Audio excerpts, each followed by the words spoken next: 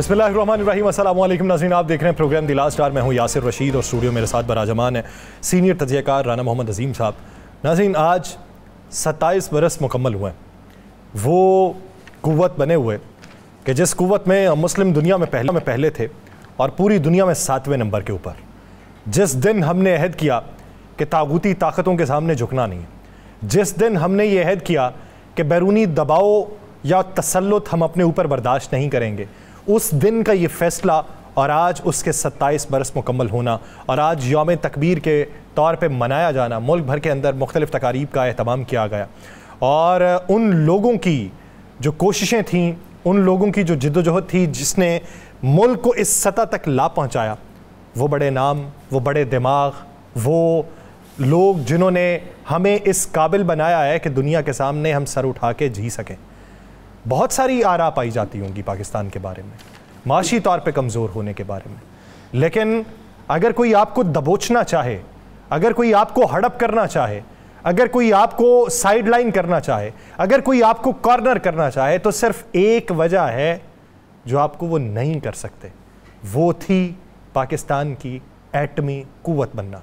Doctor Abdul Qadeer Khan की सरबराही में पाकिस्तान ने जिस तरीके से ये मार का सर अंजाम दिया, जिसकी लॉ जलाई गई पाकिस्तान पीपल्स पार्टी के दौर में जुल्फ़िकार अली भुट्टो की सूरत में, और फिर वो चलते चलते पाकिस्तान मुस्लिम लीग नून के दौरे हुकूमत में आई, और फिर बड़े दिमागों ने जब फैसला किया कि बैरूनी सतह के दबाव को यकसर नज़रअंदाज करके पाकिस्तान को वो एटमी कुव्वत बनाना है जिसकी गवाही चागी के पहाड़ों ने दी, तो आज भी दुनिया के अंदर अगर कहीं हमें चबा जाने की सूरत में कोई अज़्म उठता है तो ये बात जो दिमाग के अंदर रोशन होती है कि पाकिस्तान एक एटमी ताकत है, तो वो तमाम मज़ाहमती इस्तारे चकनाचूर हो जाते हैं। इसी से बात का आगाज़ करते हैं और फिर दीगर मंजरनामे की तरफ बढ़ेंगे। राना साहब, आज के दिन पे क्या पैगाम?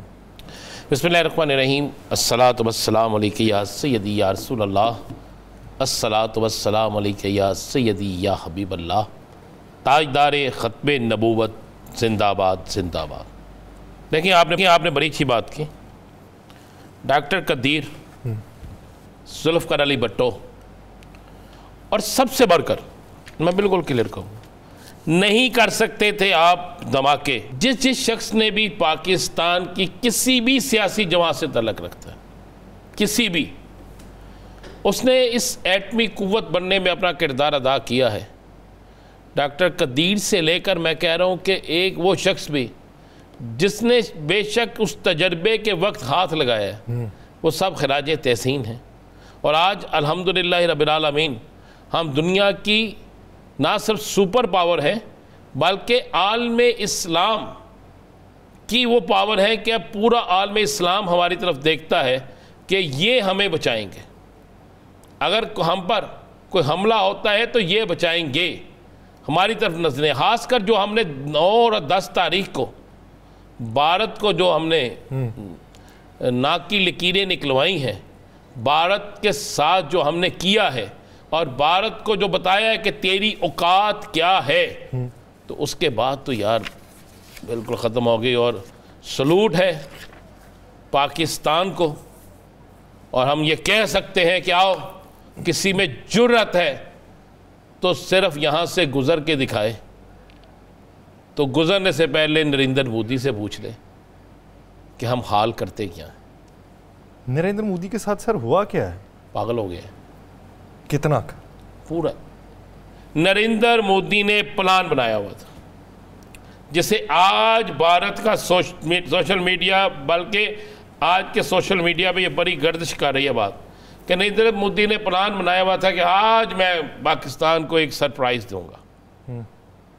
आज के दिन उसका प्लान था कि पाकिस्तान एटमी कुव्वत बनाए, जश्न मना रहा होगा, और मैं कोई ऐसा काम करूंगा कि उधर अपने मुल्क में कहूँगा देखो मैंने ये कर दी। मेरे पास जो इतला है कि नरेंद्र मोदी की तमाम फोर्सेस के ज़िम्मेदारान ने कहा कि ये जुर्रत मत करें, ना हम पाकिस्तान से लड़ सकते हैं ना हम जीत सकते हैं, और अब लड़ाई शुरू हुई तो बंद नहीं होगी। फिर नरेंद्र मोदी के इत्तेहादियों ने यह कहा कि जनाब आपकी वजह से भारत का तो नुकसान हुआ सो हुआ, हमारा भी बेड़ा गर्क हो गया है। हमारा भी बेड़ा गर्क हो गया है। फिर नरेंद्र मोदी साहब बहादुर जो हैं वो आधे नहीं पौने पागल हैं। एक होता आधा पागल होता है ना, एक होता पौना पागल, जरा इट्टा मुरमुर अपने घर मार दे। ये वो नरेंद्र मोदी है जरा मुरमुर इट्टा अपने घर मार दे। तो फिर ये प्लानिंग भी आज नाकाम हुई, आज ये शिकस्त भी हुई। और मैं आपको ये बिल्कुल कन्फर्म बता रहा हूँ कि आज की जो उनकी प्रोग्राम था, जिस पे आज उन्होंने अपने मीडिया को कहा हुआ था कि जनाब तैयार रहें, आज सुबह से ज़रा उनका मीडिया देखें ना ज़रा, फिर वो एक जंगी माहौल बना के बैठा हुआ था। और इस वक्त उनका माहौल जो है ना वो 20-25 मौतें एकदम हो जाए ना किसी घर में, और रोने वाले कम हों और लाशें ज़्यादा पड़ी हों, तो ये आलम है इस वक्त उनके मीडिया का। ये मैं आपको बिल्कुल ठीक कह रहा हूँ। अब तो मैं कह रहा हूँ कि एक मैच उनके मीडिया के साथ भी हमारा हो जाना चाहिए। तो ये तो आलम नहीं, क्यों सर, हल्की टीम के साथ क्यों खेलना है? नहीं, उन्होंने पूरी जिंदगी हल्की टीम के साथ ही खेला है। नहीं तो आपने क्यों खेलना है फिर हल्की? नहीं, हाँ असी के ये कुटते लइए ना सीतना इन्होंने भी ए जेडे उत्थे बैग कर देने। इसलिए मैं कह रहा हूँ ये नरेंद्र मोदी का ख्वाब चिकनाचूर हो गया। या सर अब पाकिस्तान एटमी कुव्वत था, कुव्वत है, इंशाल्लाह हमारे पास और ऐसे मज़ाइल और ऐसी टेक्नोलॉजी आ गई है कि हम चैलेंज करते हैं कि अल्हम्दुलिल्लाह हम किसी को तंग नहीं करते, हम किसी के साथ ज़्यादती नहीं करते, लेकिन अपने साथ ज़्यादती बर्दाश्त भी नहीं करते और ना ही अपने साथ ज़्यादती को बर्दाश्त करेंगे। लेकिन अब वक्त है पाकिस्तान को मजबूत होने का। ठीक, अब मुआशी तौर पे हमें इतना मजबूत होना है कि ये जो हम बहस में पढ़ते हैं ना कि ये टैक्स लग गया, ये हो गया, गरीब किस तरह, हमने गरीब को इतना बेहतर बनाना है। वो किस सूरत में होगा? जब करप्शन का खात्मा होगा, जब इस मुल्क में असल हुक्मरानी होगी, जिनको अवाम हुक्मरान बनाते हैं, जिनको अवाम वोट देते हैं। उस वक्त मसलन आज की आप ले लें खबर, में ब्रेकिंग न्यूज़ देख रहा था कि कई एमएस ने जाली अपनी डिग्रियां बनाकर एमएस लगने के लिए दरखास्त अप्लाई किया हुआ था पंजाब में। ये बलोचिस्तान में नहीं, केपीके में नहीं, सिंध में नहीं, पंजाब में। और गवर्नमेंट ऑफ पंजाब ने उस पर एक्शन लिया है। और वो, लेकिन ये देखिए वो कितने अरसे से डॉक्टर होंगे। लेकिन राणा साहब, यहाँ पे सवाल ये बनता है कि क्या ये सिर्फ एमएस, इसके पसे पर्दा तो बहुत सारे और भी लोग हैं जिस तरह जो जाली डिग्रियां लिए फिरते हैं और मुख्तलिफ मकामात के ऊपर उनकी वो डिग्रियां यहाँ भी होती। देखिए यार सर, बात यह है कि एक बात बड़ी क्लियर है, एक महकमा नहीं, 2 महकमे नहीं, 3 महकमे नहीं, सैकड़ों महकमे ऐसे हैं। अब आप ये अंदाज़ा लगा ले, सब एक छोड़ दें, आज हुकूमत की तरफ से प्रेस रिलीज आई है ना कि इतने एमएस जो हैं जिन्होंने अप्लाई किया हुआ है और इतनी डिग्रियां उन्होंने जाली लगाई हुई, उस पर इंक्वायरी हो रही है। उससे पहले वो जहां जहां लगे रहे या जो जो उनको लगाता रहा, क्या उसका भी एहतसाब होगा? क्या वो भी पकड़ा जाएगा? इसी तरह दीगर महकमे हैं, इवन पुलिस है, इवन आप महकमा ज़राअत ले लें, पटवार खाना ले लें, कोई ले लें आप महकमा। बल्कि आपको बड़ी मज़े वाली बात बताता हूँ कि एक शख्स सियालकोट में पकड़ा गया, वो उसके पास कार्ड निकला, बाकायदा कार्ड निकला डॉक्टर का, अच्छा, जिना हॉस्पिटल का। उसके पास कार्ड निकला एक टीवी चैनल का। उसके पास कार्ड निकला पंजाब बार का।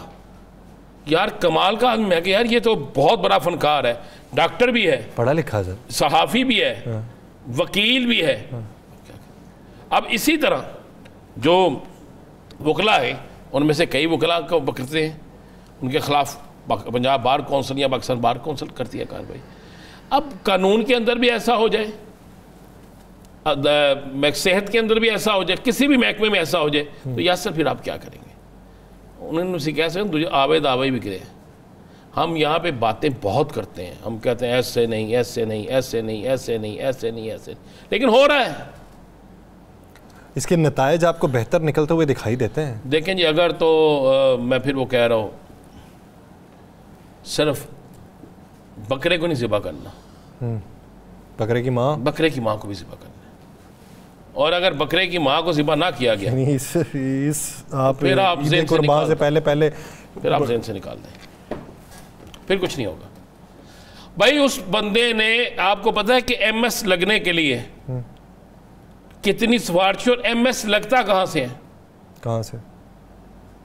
MS जो लगता है ना, उसके लिए वज़ीर आला हाउस में बाकायदा समरी जाती है, मंजूरी सेक्रेटरीट से होती है। हाँ सर, वो सर्टिफिकेट तो देखते ही कोई नहीं यहाँ पे। मैंने कहा मंजूरी सेक्रेटरीट से होती है ना सर। वो तो एक जब ऊपर से लिख के आ गया है तो किसकी क्या जरूरत है कि उसको रोके?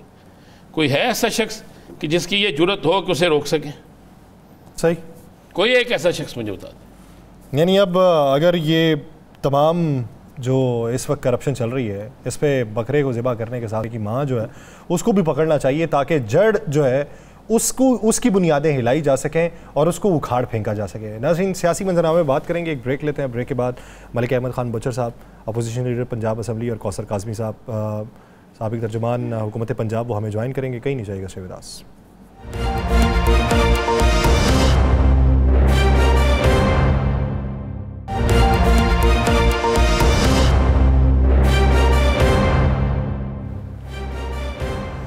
ब्रेक के बाद खुशामदीद नाज़रीन, पाकिस्तान के सियासी मंजरनामे के हवाले से बात करेंगे। इस वक्त जो तगदो जारी है, जिसमें पाकिस्तान तहरीक इंसाफ पूछती है कि बताएं जी क्या छोड़ दें कि जिसके बाद आपको ये लगता है कि रिहाइयाँ मुमकिन हो सकती हैं, ये मुकदमात ख़त्म हो सकते हैं, पाकिस्तान की फ़ज़ा साजगार हो सकती है। क्या पाकिस्तान मुस्लिम लीग नून की इस वक्त तरजीहात में शामिल है कि सियासी इत्तेहाद या सियासी जो इस वक्त कसम पुरसी की कैफियत दिखाई देती है उसके बादल छट जाएँ और बेहतरी की तरफ, नॉर्मलाइजेशन की तरफ चीज़ें चलें, या फिर अभी ये लगता है कि अभी तो असल में दमादम मस्त कलंदर होगा, अभी तो एक एपिसोड चला है जिसके बाद अभी पाकिस्तान का सियासी मंजरनामा जो है उसने माजी का ही हवाला जो है वो देते हुए मुस्तकबिल की तरफ गामजन होना है। बजट के अंदर क्या सिफारिशात हैं और उससे क्या नताइज जो हैं वो निकलते हुए दिखाई देते हैं, इस पूरे मंजरनामे में बात करेंगे। हमें ज्वाइन किया है माहिर कानून भी हैं, पाकिस्तान मुस्लिम लीग नून के रहनुमा भी, कौसर काज़मी साहब। कौसर काज़मी साहब, बहुत शुक्रिया आपके वक्त का। इसी बीच में हमें आगे चल के ज्वाइन करेंगे Malik Ahmad Khan, opposition leader Punjab assembly. बचर साहब जब ज्वाइन करेंगे तो उन्हें भी शामिल गुफ्तगू करते हैं। कौसर काज़मी साहब, सबसे पहले आपकी तरफ आता हूँ, क्या समझते हैं आज के दिन की भी मुनासबत देख लें, गुज़श्ता 2 हफ़्तों की आप हैपनिंग भी देख लें। एक वक्त में ये लगा था कि वो जो कुदूरतें, मुनाफ़क़त या फिर रंजिशें, नज़रियाती इख्तलाफ, उसकी झाग यकदम बैठ गई, बर्फ़ें पिघल गईं, मंजरनामा तब्दील हो गया। अब पाकिस्तान में एक रिकॉन्सिलिएशन का मंजरनामा होगा बग़ैर किसी NRO के, सिर्फ एक इवेंट इसको बुनियाद बना गया। हम ये समझ रहे थे, लेकिन रफ्ता रफ्ता परतें फिर से खुल रही हैं, लहजे फिर गर्म हो रहे हैं। इसके पीछे की वजूहात आप क्या देखते हैं और क्या समझते हैं कि ये तो वक्त की ज़रूरत है, ये वक्त की नज़ाकत ही है? बिस्मिल्लाहिर्रहमानिर्रहीम, रब्बि सल्लि अला मुहम्मद व आले मुहम्मद। यासिर, देखें वो तो वक्त था ना, भारत ने अलल अलान ये कह दिया कि पाकिस्तानी अवाम खुदा न खास्ता अपनी अफवाज के पीछे नहीं खड़ी हुई, ये बेहतरीन वक्त है पाकिस्तान पे हमला करने का। तो पूरी पाकिस्तानी कौम ने दिखाया भारत को कि तुम्हारी ये काम ख्याली थी। जिस तरीके से तुमने ये अल्फाज इस्तेमाल किए, उनके मुबस्सरीन हो, उनका बकवास फजूल से एक मीडिया, उस पर यही बहस होती थी कि भाई पाकिस्तानी अवाम तो अफवाज और इनके दरमियान तो बहुत बड़ी खलीज है, तो ये हो नहीं सकता कि पाकिस्तानी अवाम इनके पीछे खड़ी हो। तो उस वक्त पूरी कौम, एक वाकई सीसा पलाई दीवार, बुनियान अल मरसूस आपके सामने था। जिस तरीके से ये ऑपरेशन किया गया भारत के खिलाफ, तो पूरी दुनिया के लिए ये एक मिसाल बन गया कि अपने से कई गुना बड़े दुश्मन को नाको चने चबवाए हमने, और पूरी दुनिया ने इसको देखा। जो भारत लीडर बबकियां अभी तक, खैर मुझे सुन के बड़ा मजा आया राना अजीम साहब से जब आपने सवाल किया तो उनका जवाब था कि मोदी पागल हो चुके हैं। भाई आप वजीर आजम के मनसब पे बैठ के जब आप शोले मूवी के कोई डायलॉग बोलेंगे और गोली मारने की और रोटी खाने की बात करेंगे, तो इस वक्त भारत के अंदर जो लोग हैं वो भी अपने वजीर आजम पे हंस रहे हैं कि पहले मार पड़वाई, मार खाई, अब वो दोबारा वो फिल्मों के डायलॉग बोलना शुरू हो गया है। तो बिल्कुल आपने ठीक कहा, कौम तो अफवाज के साथ खड़ी थी। अब क्या हुआ? अभी मसला ये है कि जो लोग ये कहते हैं ना कि किसी किस्म का कोई NRO दे के किसी शख्स को जेल से बाहर ले आए, देखिए ऐसा हो नहीं सकता ना। एक अदालत से सजा याफ्ता जो आदमी है वो जेल के अंदर है, किसी एग्जेक्टिव ऑर्डर के तहत उसको छोड़ा नहीं जा सकता। यहाँ पे ये जो कहते थे कि वजीर आजम पाकिस्तान बे इख्तियार है, इस मामले में उनके पास वाकई इख्तियार नहीं है कि वो किसी को अपने एक हुक्म से या अपने एक साइन से वहां से छुड़वा सकते हैं। मामला जो है वो 190 मिलियन पाउंड का केस था, जिसकी वजह से खान साहब को सजा होती है, अदालतों से सजा हुई। अब तहरीक इंसाफ को ये मानना पड़ेगा कि वो सजा अदालतें ही खत्म कर सकती हैं, वो फैसले अदालत से होंगे। हाँ, आपने अपनी पार्टी के किसी शख्स को चेयरमैन बनाया हुआ है। वज़ीर आज़म पाकिस्तान हमेशा ये कहते हैं कि मुज़ाकरात के दरवाजे सबके लिए खुले हुए हैं, आए, चार्टर्ड ऑफ इकोनॉमी करते हैं, चार्टर्ड ऑफ डेमोक्रेसी करते हैं, जिस लिहाज से आपने आना है आप बैठे हमारे साथ बात करें। अब मसला ये है कि किसी बंदे के पास, पीटीआई के बंदे के पास इख्तियार नहीं है। अगर वो किसी बात पे राजी होते हैं, बात करते हैं, उनके जो चेयरमैन इस वक्त है, तो इमरान खान साहब उसको वीटो कर देते हैं। तो ऐसे हालात के अंदर जो डिबेट्स आपको नजर आ रही हैं। काज़मी साहब, आपने कहा कि अदालतों का इख्तियार है, अदालतें ही करेंगी। वाकई इसी तरह जहाँ जिस अदालत ने सज़ा दी है उसी अदालत को चाहिए वहीं से जाके रिलीफ मिलेगा। लेकिन अडयाला जेल है आप पंजाब, गवर्नमेंट ऑफ पंजाब के अंडर। इस्लामाबाद हाई कोर्ट हुक्म देता, आपने भी अदालतों की बात की है कि इनकी मुलाकात करवाई जाए। वकला की मुलाकात के लिए भी कहते हैं नाम जो जाएंगे वो मुलाकात करवाई जाए, फैमिली के लिए भी मुलाकात करवाई जाए। तो कल आपने अली मोहम्मद ख़ान जो सबसे नरम मजाज शख्सियत हैं, आपने वो सारा देखा होगा सोशल मीडिया पे भी, टीवी पर भी। तो फिर जब अदालत का हुक्म है एक चीज़ का, तो फिर उस पर आपकी हुकूमत के दौरान आपके ही पंजाब में अडयाला जेल में ये क्यों नहीं होने दिया जा रहा? काज़मी साहब, इससे पहले कि आप इसका जवाब दें, मैं वेलकम कर लेता हूँ। मलिक अहमद ख़ान बचर साहब हमें ज्वाइन कर चुके हैं। काज़मी साहब, आपको भी मालूम हो, मैं पहले तारुफ तो करवा चुका था। बचर साहब, ज़रा कमेंट हो जाए काज़मी साहब का, फिर आपकी तरफ आता हूँ। जी काज़मी साहब। देखें राना साहब, बिल्कुल आपने बड़ी ज़बरदस्त बात की जी, और मुझे हैरत भी होती है कि हमेशा जो इख्तलाफात या कोई नाराज़गी का इजहार होता है वो अलीमा खान साहिबा की तरफ से क्यों होता है। वहाँ पे बुशरा बीबी भी पाबंद सलासुल हैं इस वक्त। उनका जो खानदान का कोई भी फर्द जाता है, आज तक आप मुझे एक लफ्ज़ बता दें कि उनके किसी खानदान के फर्द ने आगे आगे ये कहा हो कि हमें रोका गया है मुलाकात से, या हमें मुलाकात नहीं करने दी जा रही, या बुशरा बीबी को जेल के अंदर कोई मसाइल हैं। हमेशा ऐसा क्यों होता है कि अलीमा खान साहिबा जब वहां पे जाती हैं, पुलिस के साथ झड़पें भी नजर आती हैं, मसाइल भी नजर आते हैं, उनके गिले शिकवे भी नजर आते हैं। तो ये बड़ी हैरत की बात है कि दो खानदान है, एक चुप करके खामोशी से जाके वहां पे मिलता भी है, कोई मसला नहीं होता, और दूसरा जो है वो जाता है जब पुलिस की कोई रुकावटें हो, कोई एरिया कॉर्डन ऑफ किया हो, उसको लाते मार के तोड़ा भी जाता है। उनके साथ जो लोग होते हैं वो जेल के दरवाजे से अंदर जाने की भी कोशिश करते हैं। हाँ, इसके बावजूद अगर अदालती किसी हुक्म की जो है वो हुक्म अदूली होती है, तो मलिक अहमद खान भाई या दूसरे जो हमारे अफराद हैं जिनको कोई गिला शिकवा है, तो बिल्कुल अदालतों से उनको रुजू करना चाहिए। जो सुपरिटेंडेंट जेल होता है उसके पास ये इख्तियार होता है, और माजी में हमने देखा कोट लखपत जेल के अंदर हमारे साथ कई दफा इस तरह हुआ कि बरतानिया से जाते थे मियां नवाज शरीफ को मिलने, बड़ी मुश्किलों से नाम लिखवाते थे, लिस्ट में नाम होता था, जेल के दरवाजे से हमें वापस भेज दिया जाता था कि भाई आप अंदर नहीं जा सकते। तो ये जो जेल के कवायद और ज़वाबित हैं, इसके हवाले से हमें बिल्कुल देखना पड़ेगा कि जेलर को अगर अदालती हुक्मनामा मौसूल हुआ है तो वो किसी की मुलाकात में रोड़े क्यों अटका रहे हैं। लेकिन जो हमारी इतलात हैं, जो फहरिस्त आती है, वो इमरान खान साहब की तरफ से आती है कि मैंने फलां शख्स से मुलाकात करनी है। अब आपने माजी में ये भी देखा कि सलमान अकरम राजा साहब खड़े होते हैं, वहां से गुजर के जनाब बाबर अवान चले जाते हैं, सलमान अकरम राजा जेल हुकाम के साथ लड़ पड़ते हैं। भाई, इस शख्स को आप क्यों इमरान खान से मुलाकात करने भेज रहे हैं, जबकि नाम इमरान खान साहब की तरफ से अंदर से आया होता है। अब बाहर जो लोग हैं उनको नहीं पता भाई खान साहब किससे मिलना चाहते हैं, किससे नहीं मिलना चाहते। तो इनके जो बामी इख्तलाफात हैं वो हमारे सर तो ना फेंके ना, इसमें पंजाब हुकूमत का या फेडरल का कोई कसूर नहीं। जी मलिक साहब, ये जो बातें या उज़र उठाए गए कौसर काज़मी साहब की जानिब से, क्या दलील देंगे इसकी? जी बिस्मिल्लाहिर्रहमानिर्रहीम। अच्छा, मैं अर्ज करूँ जी, सबसे पहली बात तो कौसर काज़मी साहब को मैं ये जरूर अर्ज करूँगा कि जो NRO है, हमने कभी भी NRO नहीं मांगा, पहली बात।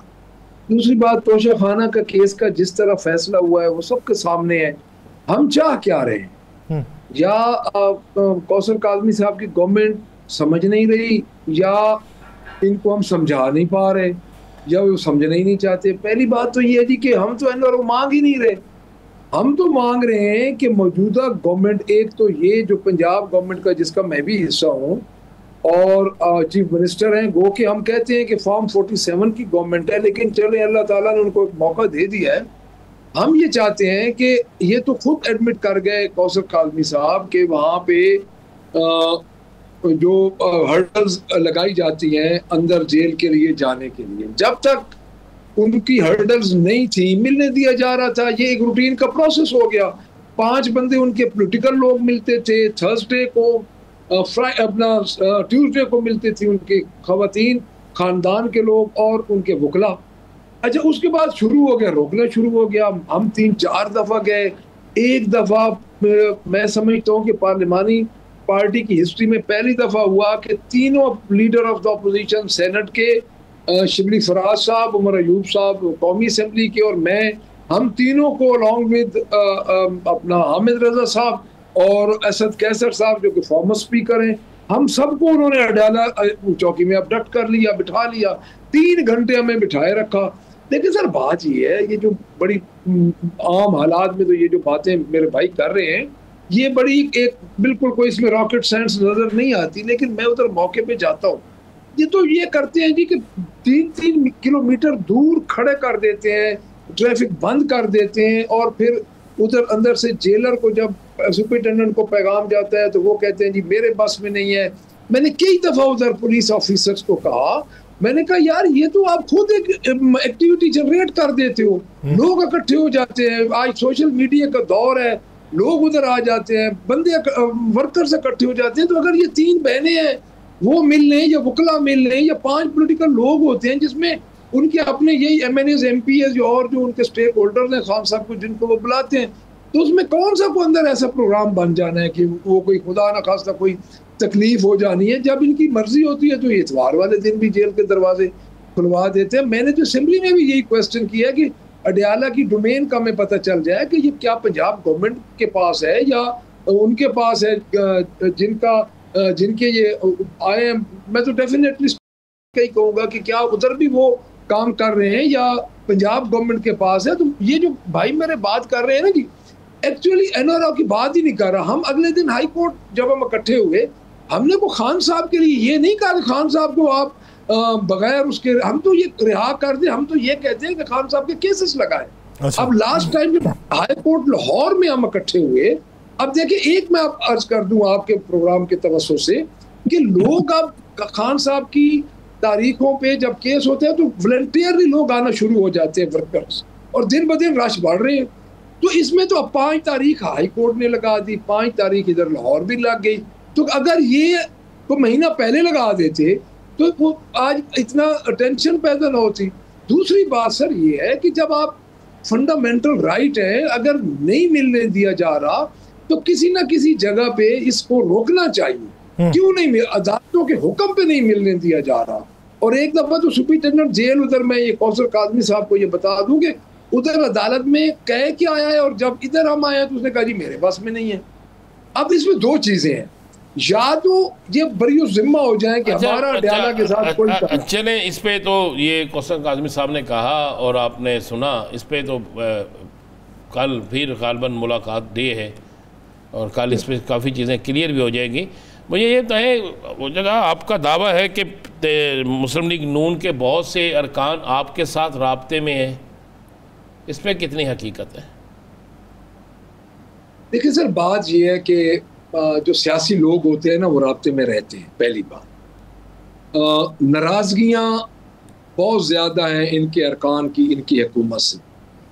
जब हमारे लोग छोड़ के उधर गए थे तो 3 दिन पहले तक हम भी कहते थे कि हमारे सारे अरकान इकट्ठे हैं।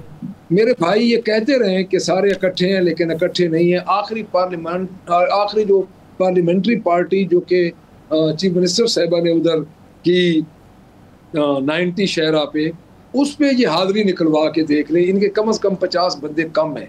और जब CM प्रिजाइड करता है तो मेरे ख्याल में कोई MPA, ये भी जानते हैं, मुझे भी पार्लिमानी सियासत का इतना तजर्बा है कि कोई MPA कोई गैर हाजिर नहीं होता। कोई ख़ास वजह होती है, 1-2 बंदे गैर हाजिर होते हैं। इनके आलमोस्ट 50 MPAs इनके गैर हाजिर थे। मेरे साथ, हमारी पार्टी के साथ लोग राब्ते में हैं, पॉलिटिकल लोगों के राब्ते होते हैं। पार्लिमानी नॉर्म्स ये कहती हैं कि उनको डिस्क्लोज ना किया जाए। यानी पिछले दिनों अब स्पीकर साहब ने एक बात की कि हमारे साथ 25-30 बंदे राब्ते में हैं PTI के। तो मैं ये समझता हूँ कि ये जब टाइम आया तो ये पता चल जाएगा, जब किश्ती डूबने लगती है तो बोझ उतारा करते हैं, तो मेरा ख्याल में वो बोझ उतरेगा। काज़मी साहब, ये तो 50 बंदे आपके जो हैं वो तो कोई और राह पार्लियामेंट्री पार्टी में कम हुए, अगर काज़मी साहब उधर मौजूद होंगे पार्लियामेंट्री पार्टी के इजलास में तो उनको हाजिरी का पता होगा।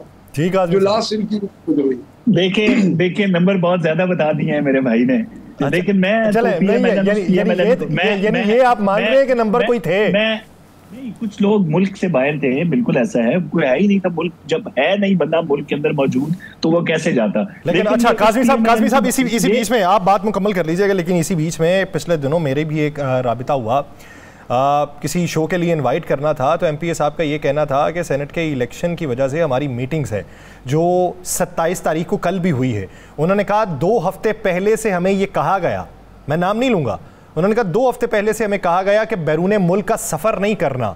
तो जब इस तरह की इंस्ट्रक्शन आपकी पार्टी की तरफ से पहले ही दी गई है तो फिर तो गैर हाजिरियां सवाल इलेक्शन से बिल्कुल पहले जो बंदा बाहर है, इलेक्शन से पहले वो आपको बिल्कुल पाकिस्तान में नजर आएगा, ऐसी तरह की हदायत हैं। लेकिन ये उस PMLN की बात कर रहे हैं कि जो सख्त तरीन मसाइब का दौर था, मियां नवाज शरीफ बाहर थे, पाकिस्तान के अंदर फैज रजीम अपने अरूज पे थी, वो जो महकमा ज़राअत समेत सारी चीजें इलेक्शन से पहले भी और इलेक्शन के बाद भी आपने देखी, एक बंदा नहीं टूटा PMLN का, किसी ने आके मीडिया टॉक नहीं की, किसी ने आके माफी नहीं मांगी। तो ये बिल्कुल मेरे भाई खुशफहमी में जरूर मुब्तला रहे, लेकिन जब वक्त आएगा, लेके जब आएंगे, दावे तो होते हैं, मरकज में भी हो रहे हैं, पंजाब में भी हो रहे हैं, लेकिन अगर नंबर्स पूरे हैं तो क्यों दे रहे हैं हमें थोड़ी बहुत तकलीफ आ जाए, बिल्कुल आगे आए और तरीके अदम एतमाद ले आए, क्योंकि नंबर्स तो आपके पास पूरे हैं, तो इसमें तो कोई वो बात ही नहीं है। दूसरी बात, NRO की बात मैंने नहीं की, मलिक अहमद साहब बिल्कुल ठीक बात कर रहे हैं, लेकिन अलीमा खान साहब टोटली ऑपोजिट बात करती हैं। वो कहती हैं आए हमसे बात तो करें, अभी नहीं कर रही। 2024 नवंबर से लेके 2025 मई तक कोई 4 दफा उन्होंने ये बात की है कि आए आप हमसे बात करें, मेरे भाई से चाहते क्या हैं, मेरे भाई को छोड़ते क्यों नहीं, तो इसको क्या कहते हैं भाई? तो इसके जवाब में हम यही कहते हैं कि बरतानिया से पैसा आता है, सरकारी अकाउंट की बजाय मलिक रियाज के जुर्माने की मद में बने अकाउंट में जाता है, वहां से अब माल मसलूका चोरी का बरामद होके हुकूमत पाकिस्तान जहां मर्जी लगाए, लेकिन आपने अपनी इंटेंशन शो की, आपकी चोरी साबित है, आपने उसके बदले जमीन ली, हीरे जेवरात, हार, अंगूठियां, मलिक रियाज से क्या क्या मराहत ली जाती रही। तो एक साबित शुदा चोरी के केस में बंदा अंदर है, उसको कोई हुकूमत कैसे छोड़ सकती है किसी भी एग्जीक्यूटिव ऑर्डर के तहत? लेकिन अलीमा खान के अल्फाज और मलिक अहमद खान साहब के अल्फाज में जमीन आसमान का फर्क है। आप अभी उनका वो शॉर्ट प्ले कर दें, उसमें वो क्या कह रही हैं और मलिक अहमद खान साहब क्या कह रहे हैं। हमें तो यही समझ आ रही है कि मैं तो बात करने के लिए तैयार हूँ, लेकिन मुझसे बात कोई नहीं करता। अब बात अब से कौन करेगा? जी मलिक साहब अंदर बैठ के। जी मलिक साहब जी मैं इसमें ये अर्ज कर दूं, देखिए बातचीत को हमने कभी भी नहीं बंद किया बाख्तियार लोगों के साथ। देखिए मैं इनके पास कौसर काज़मी साहब बैठे हैं, इनके पास बातचीत का अख्तियार ही नहीं है, इनसे मुराद इनकी पार्टी के पास। तो बाख्तियार लोगों के साथ, क्योंकि किरदार आप किसी इलेक्शन में भी नहीं अपना नज़रअंदाज कर सकते। और मैं ये समझता हूँ कि बार बार हम कह रहे हैं अच्छा हुआ क्या है। देखिए 1.5 साल 1.25 साल हो गए इनकी गवर्नमेंट को। पहले दिन से हम कह रहे हैं राना साहब के हमेशा गवर्नमेंट इनिशिएटिव लेती है। गवर्नमेंट को हमने पहले दिन जिस तरह भी गवर्नमेंट आई, हम सिंगल लार्जेस्ट पार्टी थे, अभी कौसर काज़मी साहब ये कह रहे हैं कि आप गवर्नमेंट बनाए। देखिए हमें तो गवर्नमेंट की पीपल्स पार्टी ने ऑफर की थी मरकज में, हमने इस मैंडेट इस इलेक्शन की गवर्नमेंट बनानी नहीं थी। अगर हम गवर्नमेंट बनाते तो हम तो मरकज में आज इक़्तिदार में होते और हमारे ऊपर इतनी तकलीफें ना होती। गवर्नमेंट हमारा राना साहब मकसद ही नहीं था। अच्छा चलें, मैं मलिक साहब अगर इसी बात को ही रख लें तो वो क्यों चाहेंगे इस वक्त में कि जिस वक्त में बैनुल अक़वामी सतह के ऊपर ये जो है दौरे चल रहे हैं और जिस वक्त में अगर एक आम सारिफ के तौर पे भी देख लिया जाए, एक आम पाकिस्तानी के तौर पे भी, इस वक्त हुकूमत को क्या मुश्किल है? नहीं, मैं मुश्किलात हुकूमत की नहीं बात कर रहा। हुकूमत के पास एक चीज़ नहीं है, वो है उनकी जो अवाम की मोरल सपोर्ट है। देखिए जमहूरी हुकूमत का सबसे बड़ा हथियार क्या होता है? जमहूरी हुकूमत का सबसे बड़ा हथियार होता है कि उसके पास अवाम की मोरल सपोर्ट हो, जो कि इस गवर्नमेंट के पास नहीं है।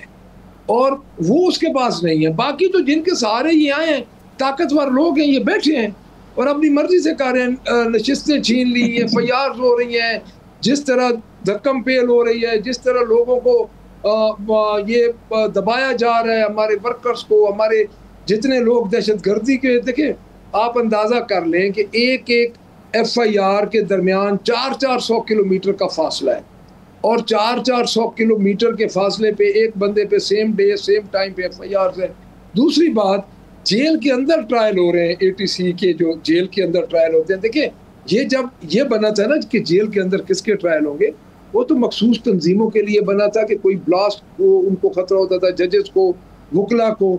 ये अगर सियासी कारकुनों के साथ इस तरह का सलूक करेंगे तो कल तो हर किसी की बारी आ सकती है। और मैं ये समझता हूँ कौसर काज़मी साहब, आप एक पॉलिटिकल वर्कर के साथ साथ सहाफ़ी भी रहे हैं और आप बड़ा गहरा इन तमाम चीज़ों को जानते हैं। अगर PTI की मकबूलियत ख़त्म हो गई है और मुस्लिम लीग की मकबूलियत बहुत है, तो फिर PTI ने एक दरख्वास्त दी है, चूँकि दरख्वास्त इस हवाले से दी है कि इलेक्शन हो रहा है उधर सियालकोट में, ज़िमनी इलेक्शन, उसमें जलसे की दरख्वास्त दी है, तो क्या आप जलसे की इजाज़त देंगे? देखें राना साहब, मलिक साहब बड़े मेरे लिए बड़े काबिल एहतराम है। जिस तरीके से सबसे पहले इन्होंने इलेक्शन पे एतराज़ किया ना, पाकिस्तान की तारीख उठा के देख ले 47 से लेके अभी तक, आपको जितने भी इलेक्शन बीच में हुए हैं, अपोजिशन जमातें हमेशा उस पर एतराज़ करती हैं। जिस तरह हम सबूत के साथ बात करते हैं, हवा में तीर नहीं चलाते कि यार फॉर्म 47, फॉर्म 45। भाई आपकी 56 सीटों को क्या 116 में नहीं बदला गया?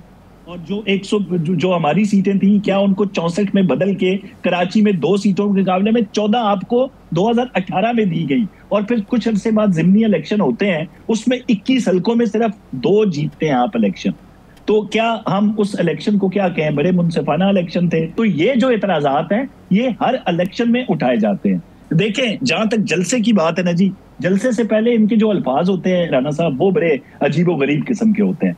अभी भी देख लें, हम निकलेंगे, हम एहतजाज करेंगे, हम वहाँ पे टेंट विलेज बनाएंगे मरगला की पहाड़ियों पे। मतलब है कि जो मोटरवे इस्लामाबाद पेशावर है, जो आवाम रोजाना की बुनियाद पे कैपिटल का सफर करते हैं, हम उनको रोक देंगे। जब ये रोकने की इस तरह की बातें करते हैं जिसमें तशद्दुद का आंसर आता है, तो वहां पे हुकूमत वक्त अपनी अवाम के तहफ़्फ़ुज़ के लिए, अपनी सरकारी और निजी इमलाक के तहफ़्फ़ुज़ के लिए, मारगला की मैं बात नहीं कर रहा, मैं कह रहा हूँ सियालकोट के इलेक्शन की तरफ आ रहा हूँ जी। मैं ज़िमनी इलेक्शन की ही तरफ आ रहा हूँ भाईजान, कि इन हालात के अंदर जब भी मसला ये होता है कि जब हमारे मुल्क के अंदर इस तरह के हालात होते हैं, एहतजाज तो बहरहाल इनको याद आता है, ये इसमें कोई दूसरी राय नहीं है। अब मुतलका इंतजामिया को एप्लीकेशन अगर इनकी तरफ से दी जा चुकी है या नहीं दी, मलिक साहब बेहतर बताएंगे, तो उसके जो वहाँ के डायनामिक्स उनके तहत उनको इजाजत मिल भी सकती है, इसमें तो कोई मसला नहीं है। लेकिन जहां तक ये इलेक्शन पे एतराजात की बात करते हैं,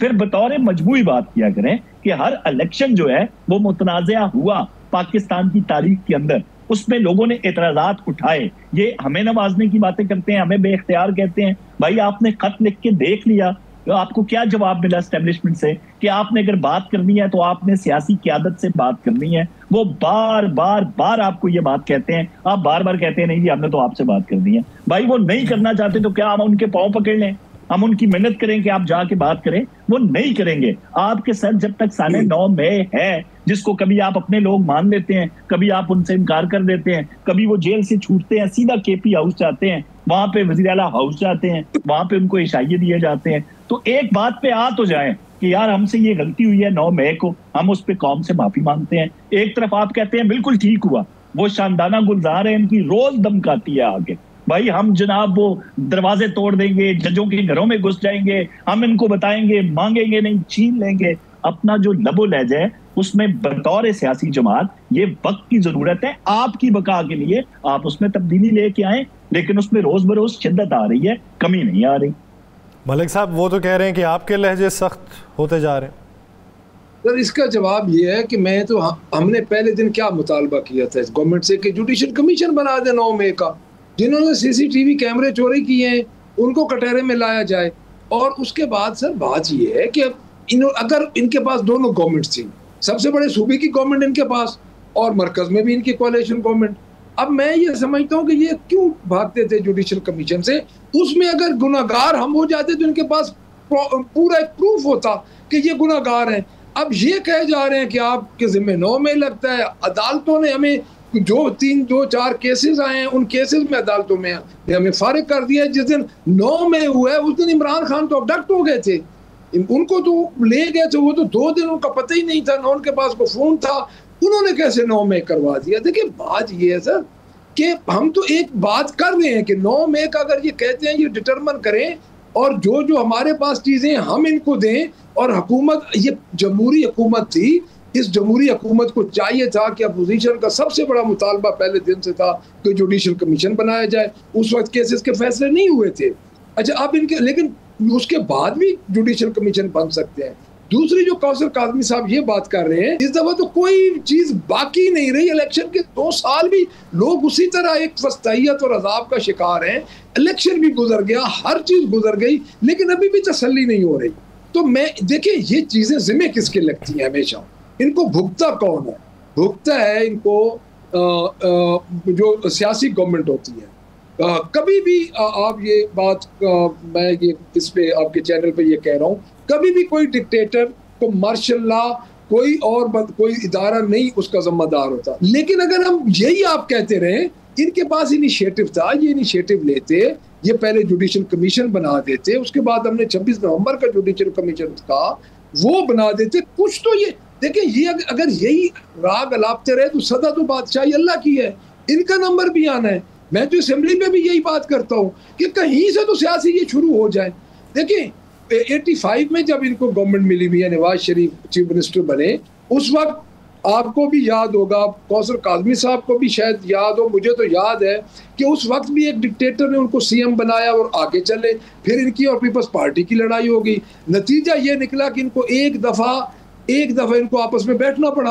तो इस दौरान पीपल्स पार्टी की लीडरशिप मोहतरमा बेनज़ीर भुट्टो शहीद हो गई। ये पहले कौसर काज़मी साहब कभी भी नहीं हुआ, ये पहली दफा हुआ और अभी तक जारी है। ये वो प्रेसिडेंट सेट हो रहा है जिस तरह वो पंजाबी में कहते हैं ना अपना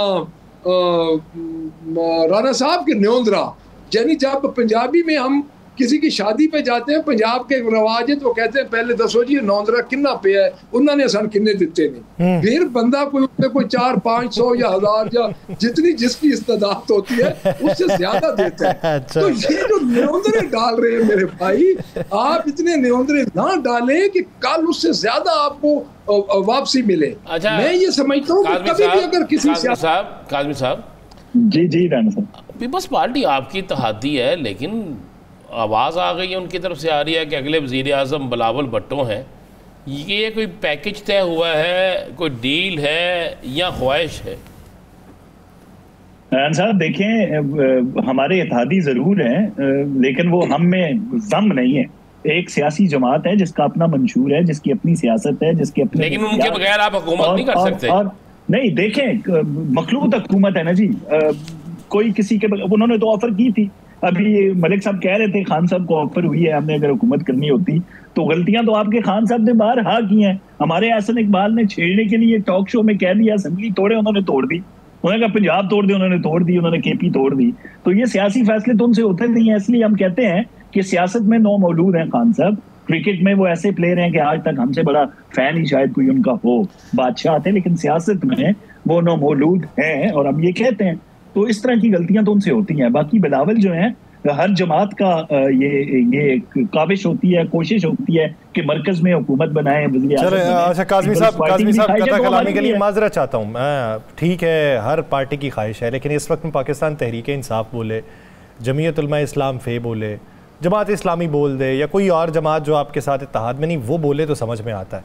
लेकिन आप जिस इत्तेहाद के अंदर हैं या जो वफाकी हुकूमत है उसके आप पार्टी के सरबराह को बैरून मुल्क दौरों का अमीर बना के भेजें और उस वक्त में आप यकजहती का पैगाम दे रहे हों, बैरूनी सिफारतकारी पे तवज्जो दे रहे हों, वैसे वक्त में आवाज़ आना वो अचंभे की बात है, वो हैरान कुन है, वो नॉर्मल बात नहीं लगती। साथ में इजाफा कर दें कि जरदारी साहब ने यह भी कहा है कि जनूबी पंजाब से कितने MNA और कितने MPA जो हैं वो मैं ले जाऊँगा। ये कहाँ पे कहा है उन्होंने राना साहब? मैंने वाकई नहीं सुना उनका, ऑनेस्टली मैंने नहीं सुना। ये लाहौर में लाहौर में देखिए सियासी जोड़ तोड़, अच्छा सियासी जोड़ तोड़ जो होते हैं वो भी सियासी जमातों का एक उसको तरीका कह दें, बिल्कुल हर जमात करती है। जिस तरह मलिक साहब के पास हमारे पता नहीं 40 के 50 लोग इनके राब्ते में हैं, हो सकता है 30 40 50 उनके साथ राब्ते में हो जो दावा कर रहे हैं, लेकिन जब अमलन चीज साबित करने की बारी आती है तो वो जीरो होता है मामला।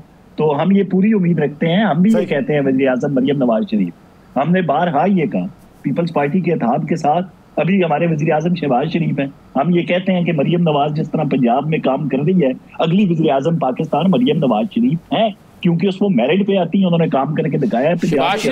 तो ये दावा करना साहब नहीं है अगले वज़ीर आज़म, हम ये वही ऐलान, जहां तक नारों की बात है, मैं तब आपको ये बात इस तरीके से कह रहा हूँ, उसको समझें कि भाई नारे तो हर जमात लगाती है, हम भी लगाते हैं वज़ीर आज़म मरियम नवाज शरीफ होंगी, फ्यूचर मुस्तकबिल की वज़ीर आज़म जो हैं वो मरियम नवाज शरीफ होंगी। तो ये सियासी जमातें बिल्कुल करती हैं और उस पर काम कर रही होती हैं, मेहनत कर रही होती है।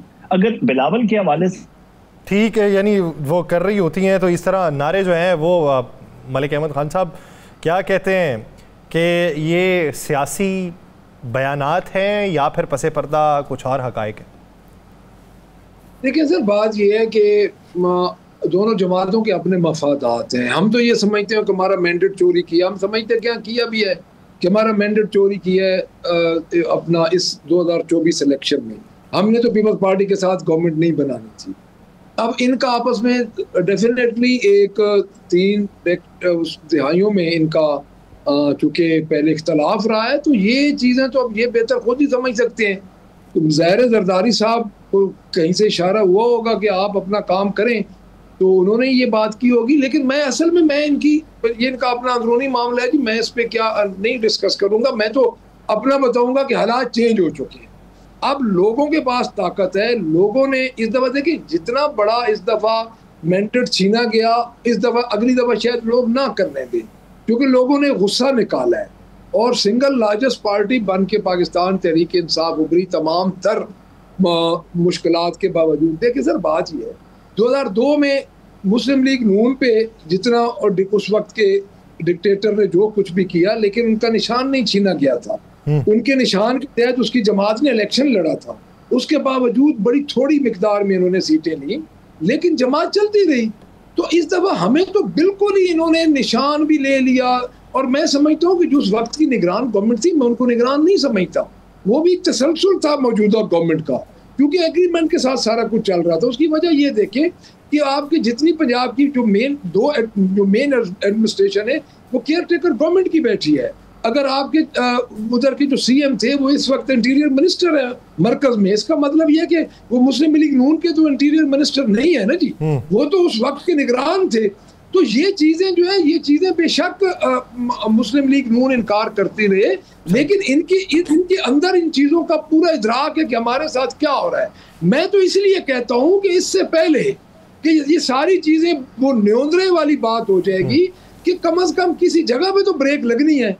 अब आज ये खुश है, कल हम खुश होंगे, फिर अगला ये, क्योंकि सदा बादशाही है अल्लाह की। अभी भी ये अगर पॉलिटिकल जमातें असर से निकल आए और कुछ दानिशमंदी के ये फैसले करें, क्योंकि देखिए इस वक्त जो कुछ है, जो भी कर रहा है, जिम्मे लग रहा है, स्कोर बढ़ रहा है मौजूदा सियासी पार्टी दोनों का। वो स्कोर बढ़ रहा है तो वो स्कोर ना बढ़ाया जाए, इस वक्त जिम्मेदारी का मुजाहरा किया जाए और मसलहत के तहत ये जो है ये सियासी जो कशीदगी है इसको कम किया जाए। बहुत शुक्रिया मलिक अहमद खान बचर, कौसर काज़मी साहब इस हवाले से अपना वक्त देने के लिए। नाज़रीन, दीगर इश्यूज़ पे बात करेंगे, एक शॉर्ट ब्रेक के बाद कहीं नहीं जाएगा। Stay with us.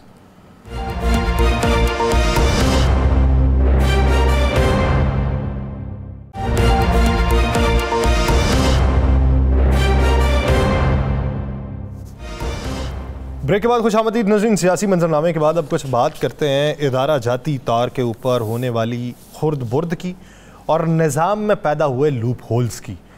वो गलतियाँ या वो खामियाँ जो इस वक्त दिखाई दे रही हैं, लेकिन उसके बावजूद भी उसे सरफ़ नज़र किया जा रहा है। राना साहब, ये मेरे ख्याल से आपकी कोई ख़बर है हुंडी के हवाले से? हुंडी नहीं है ये हुंडी से भी खौफनाक काम है। आज मैंने सुबह सबसे पहले CCP लाहौर साहब की खबर पढ़ी। उन्होंने कहा जी ये मैच पे जुआ ये जो एक ऐप्स बनी होती है इस पे जुआ, इसको हम किसी सूरत माफ़ नहीं करेंगे। अच्छा, मैंने कहा अल्लाह करे ये जो इन्होंने कहा है वैसा हो जाए। अच्छा, CCP लाहौर जो है वो कर देते हैं, इस पर कोई दूसरी राय नहीं है, बड़े इस पर मेहनती भी हैं।